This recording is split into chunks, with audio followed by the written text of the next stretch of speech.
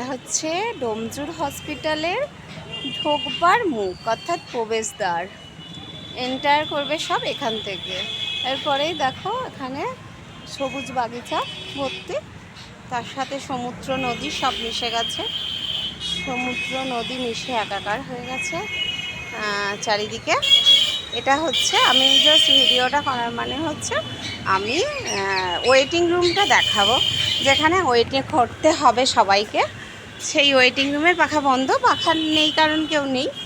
তো এটা হচ্ছে ওয়েটিং রুমের অবস্থা। এই যে হ্যাঁ, নিট অ্যান্ড ক্লিন, চারিদিক এতটাই পরিষ্কার যে আমি কোথায় বসবো সেটা নিয়ে 100 বার ভাবছি। জল জমেছিল, শুকিয়ে গেছে। আর হে দেখো, দেখে নাও, খালি বন্ধুদের তোমাদের জন্য ভিডিওটা করা, কারণ তোমাদের দেখাবার জন্য যে এতটাই নিট অ্যান্ড ক্লিন আমাদের ওয়েটিং রুমটা, যে কেউ ডোমজুড়ে এলে আগে ফার্স্ট ওয়েটিং রুমেই আসবে, যে আগে ওয়েট করি তারপর নয় যাবো ডক্টর দেখাতে।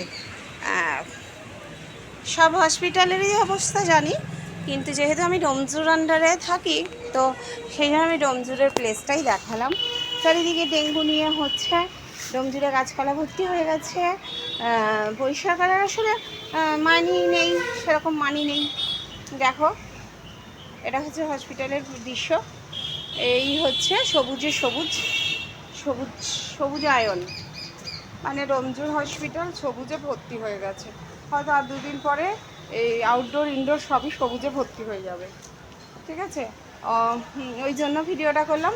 Thank you for watching.